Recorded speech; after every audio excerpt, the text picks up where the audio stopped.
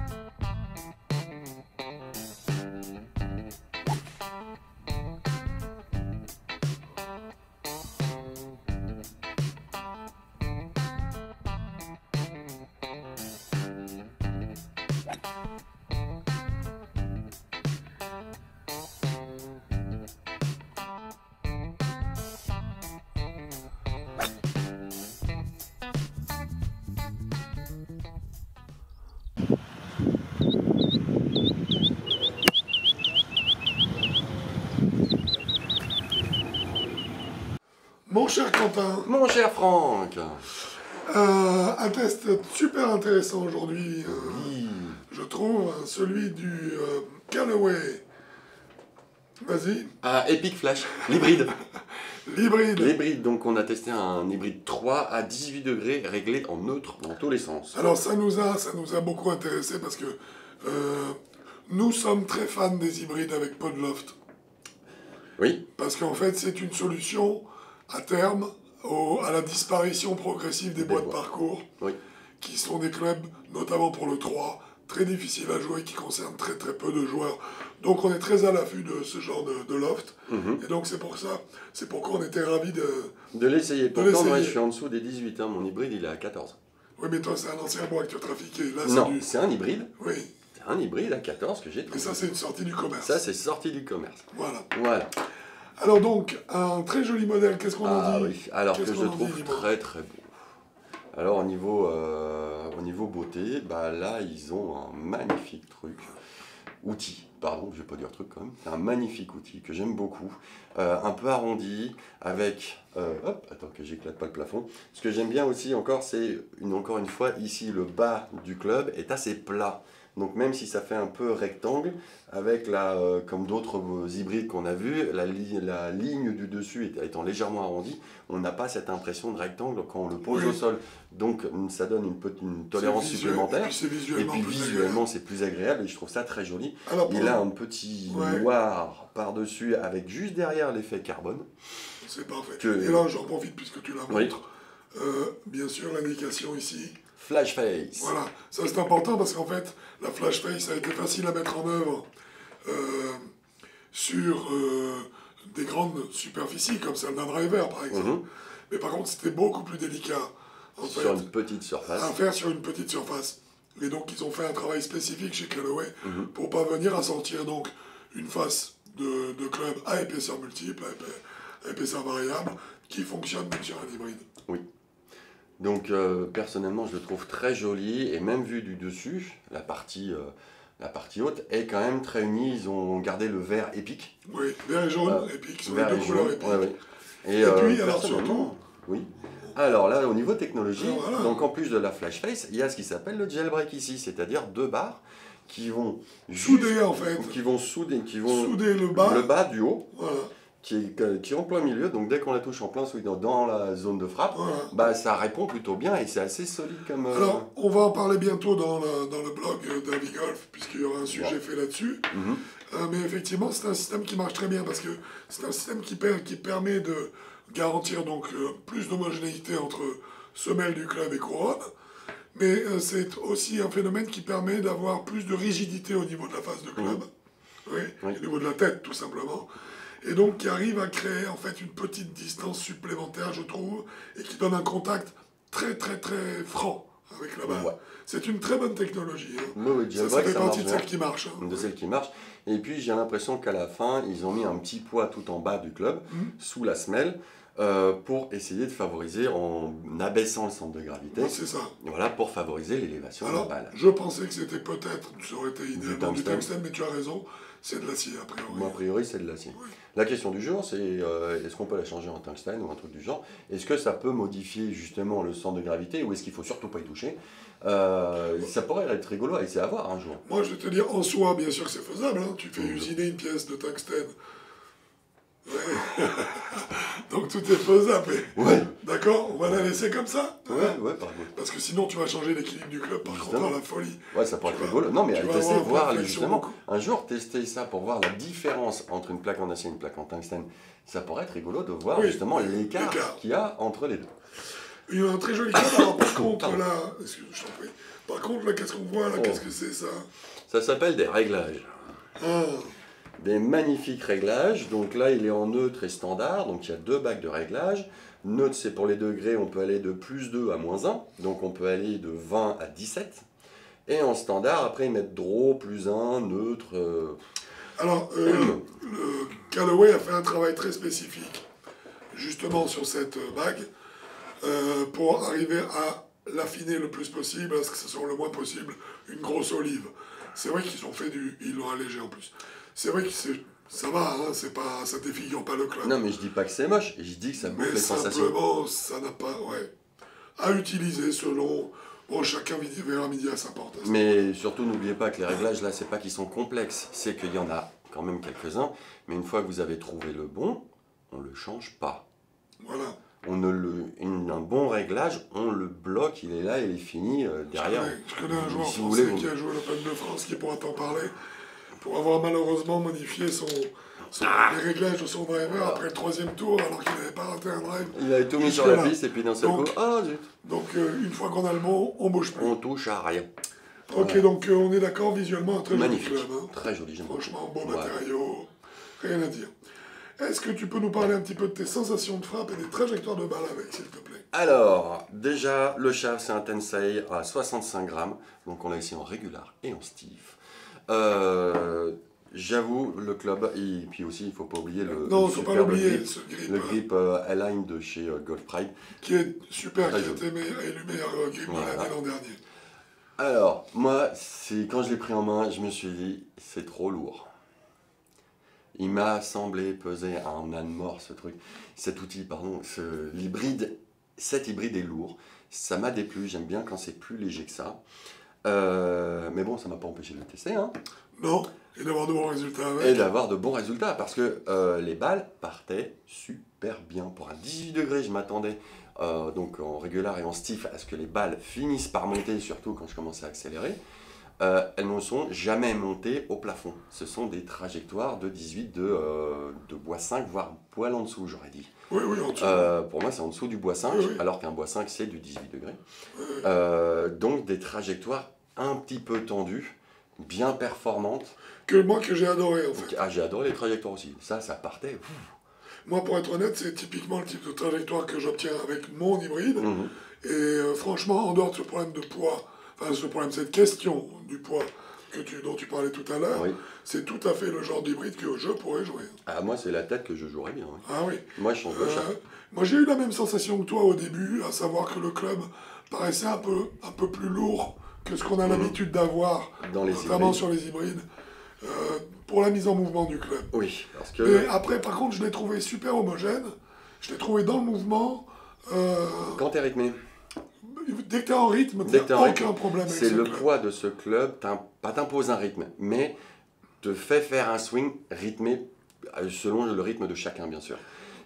Il te force pas à avoir un rythme et que tout le monde doit avoir. C'est le golfeur ou la golfeuse doit être rythmé. Dès que tu changes un peu le rythme ou dès que tu as une petite torsion dans le rythme, le club il est tellement lourd que justement il t'embarque et te fait... Tellement lourd, il est lourd. Il est un peu plus lourd. Il faudrait le peser, de toute façon. Oui, mais tellement lourd dans le... Je parle pas en poids, je parle en swing weight. Oui, en swing weight. Donc pour moi, il va pas te déglinguer, mais il va te te désaxer un peu le swing quand tu n'es pas en rythme. Si tu essaies de forcer avec, c'est pas le club pour toi. Non, ça c'est directement. Sûr. Si tu le sors de sa trajectoire, c'est pas le club pour toi. Non. Donc il faut que tu trouves le rythme facile. Il faut trouver son rythme, et une fois qu'il est rythmé, ce poids-là, un poids, quel que soit le poids, quand un poids est rythmé, il réagit forcément bien. Bien sûr. Donc, c'est un club, fallait être rythmé. J'ai mis quelques balles au départ. Mais à comprendre le niveau d'exigence du club aussi. À comprendre comment il fonctionnait. Oui. Et puis une fois que j'ai compris comment il fonctionnait, ça partait. Et ça partait plutôt bien. Et ça partait carrément bien. Bah oui.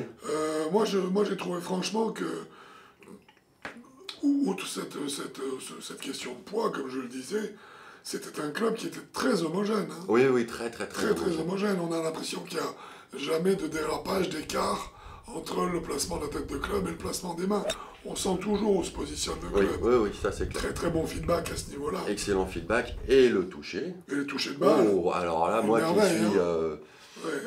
qui fait très attention au toucher, voilà. Crifiou. Ah non, c'est un vrai plaisir. Ah oui. C'est un vrai plaisir. Fabuleux. Et là, impact sec, bien lancé, bien posé. Et aussi quelque chose de bizarre, si tu te rappelles quand on l'a essayé, il y a un moment je me suis dit, tiens là tu l'as mal touché. Et toi tu as dit non, je l'ai juste un tout petit peu décentré. Et j'ai eu la même sensation après quand je l'ai testé et toi tu as écouté le bruit. De l'extérieur, on peut quand on la centre pas parfaite, on peut avoir une impression de balle, un rien mal touché, topé, avec un bruit un peu mat. Alors elle part nickel. Par contre quand c'est nous qui jouons, ce bruit-là, il redevient bon même quand on la touche pas parfaite. Donc j'ai trouvé ça assez rigolo sur le coup. Je me suis dit du point de vue extérieur, il n'y a pas le même point de vue extérieur que le point de vue intérieur dans le monde. Et c'est un club qui, en plus, est assez tolérant. Hein. Alors justement, on a au niveau des effets latéraux. Alors au niveau des effets latéraux, on va dire c'est important pour un niveau. Il est absolument standard pour moi, c'est-à-dire qu'il ne gomme rien, il n'enlève rien, il retransmet tout. En gommant quand même un peu de par même son architecture, les effets de balle. Un club creux, par définition, ça va toujours gommer un peu la trajectoire. Un petit peu, oui, mais par rapport aux autres hybrides qu'on a testés, pour moi, celui-là, il est plus franc. Ah oui, je suis d'accord avec toi. C'est juste ça, c'est un club creux, oui, il pardonne. Excuse-moi, c'est moi qui t'avais mal interprété. Pas de problème. Je comprends parfaitement. C'est juste que celui-là, c'est le moindre... pas défaut de swing, la moindre petite erreur ou quelque chose comme ça, un fade, ça sera un fade. Un draw, ce sera un draw, et il sera prononcé tel qu'il ne sera pas atténué du tout. Mais ça veut dire que quelque part, ça nous donne déjà des premières indications sur la gamme de joueurs. Une fois de plus. Voilà. Hein. Et alors, je suis tout à fait d'accord avec toi, excuse-moi, parce que ça, je tiens à insister pour que ce soit clair dans votre esprit. On n'est pas sur de l'hybride qui pardonne tout, qui gomme tout, et on fait le swing tranquille, la balle avance. Hein. C'est un outil qui retransmet tout. Oui. C'est comme une F1, quoi. Hein, tu vois ce que je veux dire? C'est du... T'accélères trop, t'as l'arrière qui passe devant. Quoi. Voilà, hein, c'est exactement ça. Donc, en fait, c'est un club qui est déjà, on va le voir pour des joueurs qui sont quand même d'un certain niveau. Surtout avec un rythme assez régulier. Et avec une bonne cadence. C'est une bonne cadence, parce que même en régular, ça partait bien. Hein.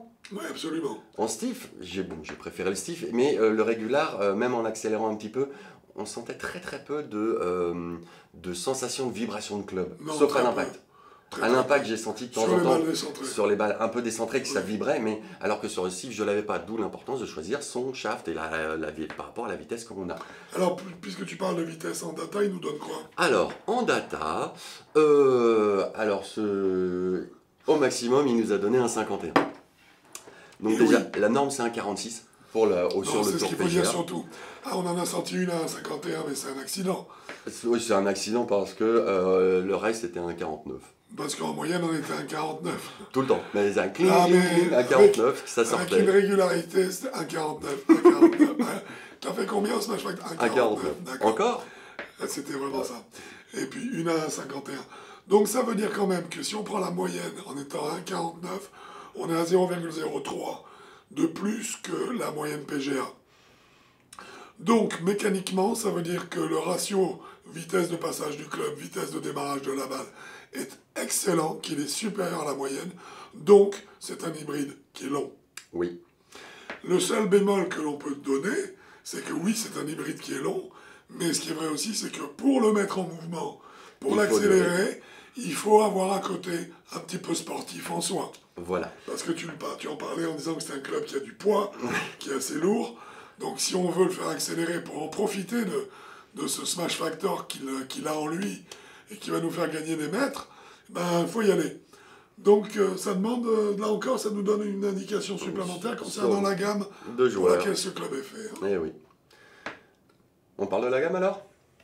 Bah écoute, il y a un moment ou un autre où il faut y venir. Bah on y va. Moi je vais commencer par le bas et tu fais le haut, ça te va? Très bien. Alors, par le bas, moi c'est 0. 0. Alors moi aussi en fait. Moi aussi parce que j'ai même pas à dire avec le manche adéquat. Tu prends, c'est un Tensei. Hein. Oui, c'est un Tensei. Tu prends un Tensei comme celui-ci, le même modèle, en Steve pour moi. Moi je le préfère. Je le mets dans mon sac, direct. 18 degrés, parfait. Oui. Dans le sac direct. Donc oui, 0, ça commence à 0. Ça commence à 0. Et ça va jusqu'où? Tu dirais quoi toi? Moi je dirais que ça ne peut pas aller au-delà de 24. Moi non plus. Ça ne peut pas aller au-delà de 24 du tout. Non. J'aurais peut-être même dû dire 18.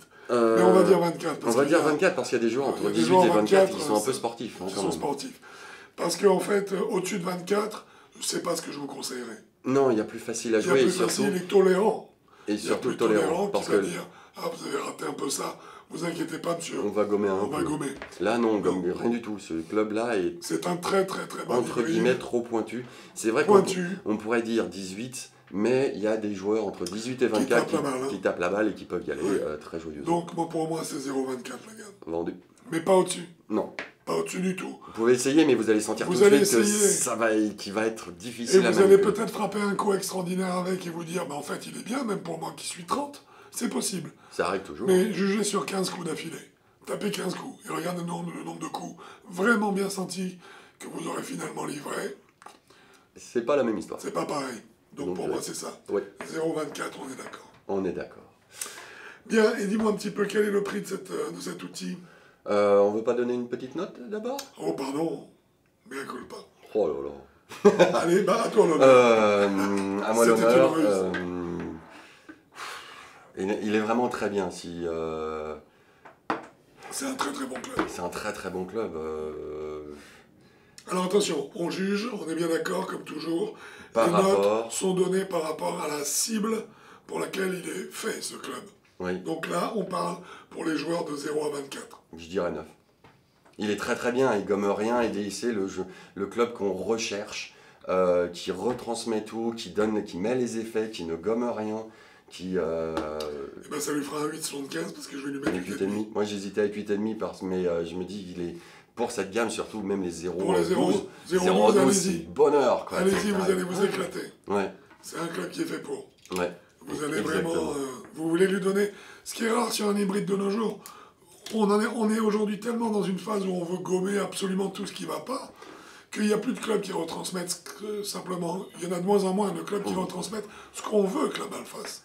Bah, ce club-là, il le permet. Ouais, oui. Donc pour moi, c'est un bon 8,5. Avec ton 9, ça lui fait un 8,75. Ouais, de toute façon, il mérite une très bonne note. Hein. Et on va y venir, donc, son prix. Son prix catalogue est de 329 €. Je trouve ça très raisonnable. Un poil cher par rapport à d'autres, mais vu la qualité des matériaux et surtout vu la qualité du résultat escompté, là c'est un club qui va durer 10 ans. Je vais te dire, quand on voit qu'aujourd'hui la moyenne des drivers est aux alentours de 550, 560, la moyenne. La moyenne un peu haute. Sur le haut de gamme, hein, sur le haut de gamme, sur les grosses marques. On est au-delà de 550.